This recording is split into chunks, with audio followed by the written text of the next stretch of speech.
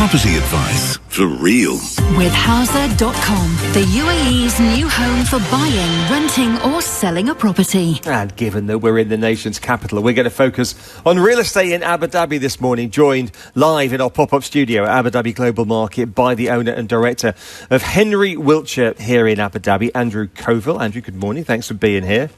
So we know well the story of Dubai real estate over the past 2 years. It's been boom, boom and more boom. How would you characterise the story in Abu Dhabi?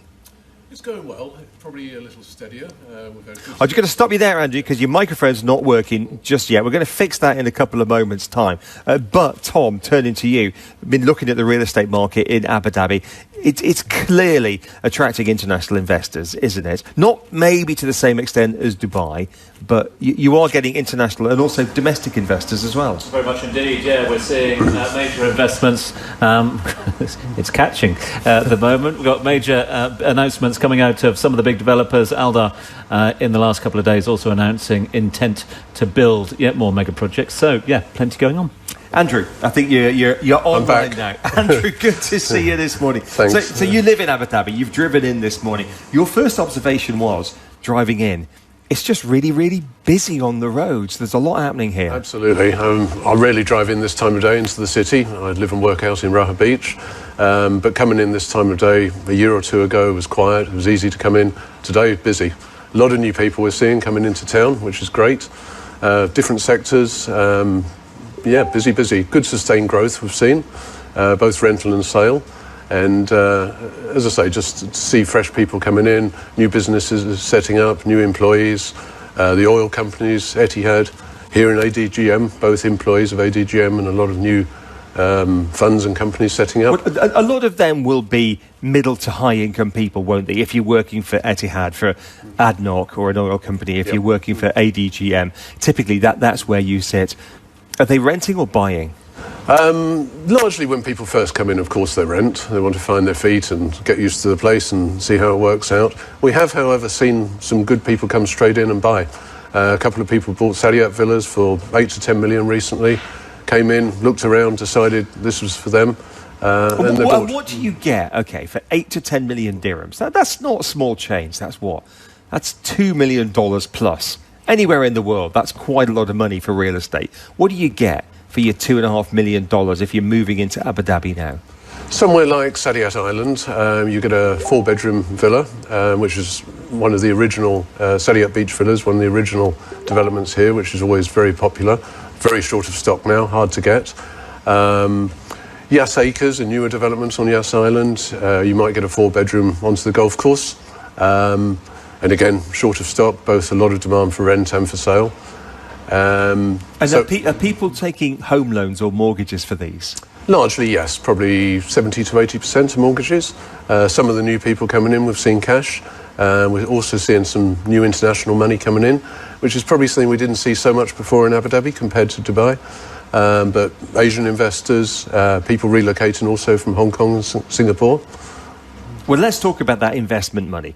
If I'm just a neutral investor and I invest in real estate and I'm based in Singapore and I don't care if it's Hong Kong or Abu Dhabi or Dubai or Manhattan, I'm just looking at a rental yield, for example. What can I get here? If I give you 10 million of my dollars, what kind of rental yield can you get me at the moment? And where would you put it to maximise that rental yield? Villas, you probably get 6-ish% on average, but good capital growth prospects. There's still a shortage of villas in Abu Dhabi.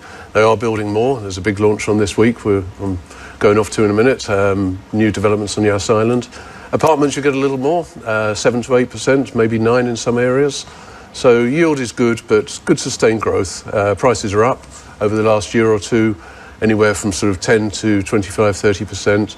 More for some of the really rare beachfront properties, things like that. We've seen some bigger spikes, but generally things have been fairly strong and sustained. So where are the hot spots? I mean, we think of the areas you mentioned, Sadiat Island, Yas Island, of course. We're here in the heart of Abu Dhabi, in old Abu Dhabi. Well, Al Maria Island is a newish bit, but we're part of the traditional hub of Abu Dhabi. What's happening down there?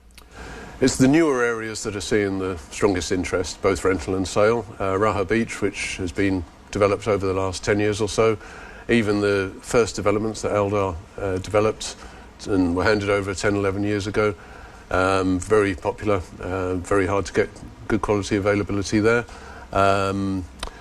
Saadiyat and Riyas, as I mentioned, particularly villas and even some of the new apartments coming, very popular. The city and the older buildings suffering more.